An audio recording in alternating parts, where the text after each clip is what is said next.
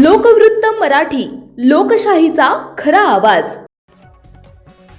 शिंदखेड्यात SSVPS महाविद्यालयात कायदेविषयक जनजागृती शिबिर संपन्न.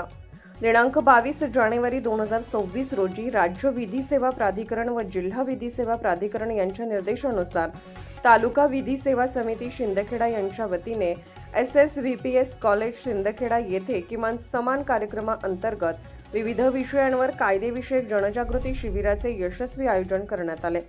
कार्यक्रमाच्या अध्यक्षस्थानी दिवाणी न्यायाधीश श्रीमती हर्षदा S. आदमाने होत्या. यावेळी प्रादेशिक परिवहन विभाग धुळे येथील उपनिरीक्षक शुभम बागुल, सहाय्यक निरीक्षक श्रीमती दीपाली बाविस्कर, श्रीमती श्रद्धा पगारे, महाविद्यालयाचे प्राचार्य NS पाटील, उपप्राचार्य विशाल पवार, प्राध्यापक आशा कांबळे तसेच शिंदखेडा वकील संघाचे अध्यक्ष ॲडव्होकेट VA पवार, उपाध्यक्ष ॲडव्होकेट BZ मराठे यांच्यासह अनेक मान्यवर उपस्थित होते.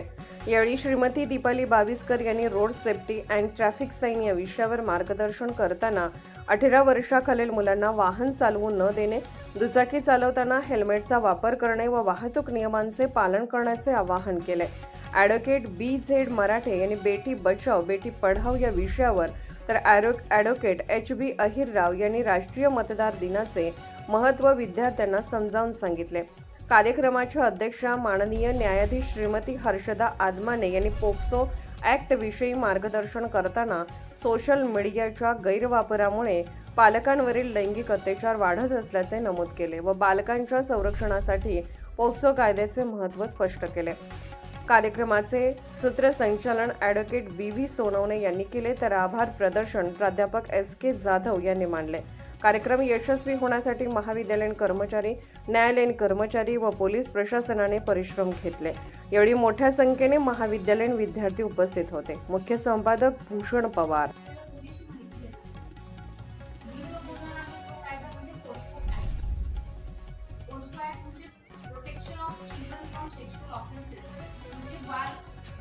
बालकांविरुद्ध होणारे जे लैंगिक अत्याचार आणि त्याच्या संरक्षणाबद्दल काय कायदे आहेत आपल्या भारतात तो मी तुम्हाला सांगणार.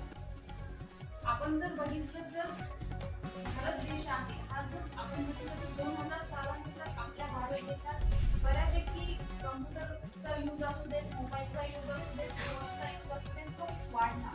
आणि ज्या पद्धतीने आपल्या भारतात सोशल चेंज वगैरे आपल्या भारतात डेव्हलपमेंट होती त्याप्रमाणे सोशल मीडियाचं प्रमाण आपल्या भारतात वाढतोय.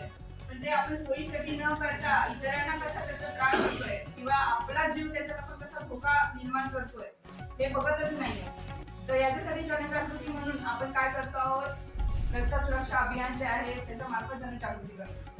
तर का गरज काय आहे रस्ता सुरक्षा सप्ताह एवढा पूर्ण महिनाभर साकांत आपण वेगवेगळे उपक्रम राबवण्याची गरज का पडली शासनाला की पूर्ण महाराष्ट्रभर किंवा आपण पूर्ण भारतात या गोष्टीचा पूर्ण महिनाभर आपण जनजागृती करत असतो. काय गरज आहे? ते लोकांना माहिती नको का की आपण रस्ता ज्यावेळेला वापरतोय तर आपण किती काळजी घ्यायला पाहिजे. फक्त गाडी दिली आहे म्हणून आपण त्या गाडीचा वापर केला पाहिजे असं आहे का? तर त्याच्यामुळे आपण पुढच्या स्लाइड मध्ये बघूया की काय काय आहे, प्रॉब्लेम्स काय होत आहे रस्त्यावर. ज्या वेळेला दरवर्षी जे आपण महाराष्ट्रात म्हणतोय तर 13,000 पेक्षा जास्त मृत्यू हे कशामुळे होतात तर रस्ते अपघातात. त्याच्यातले 45% जे अपघातात मृत्युमुखी पडतात त्यांचं वयोगट काय दिलेलं आहे 18 ते 35.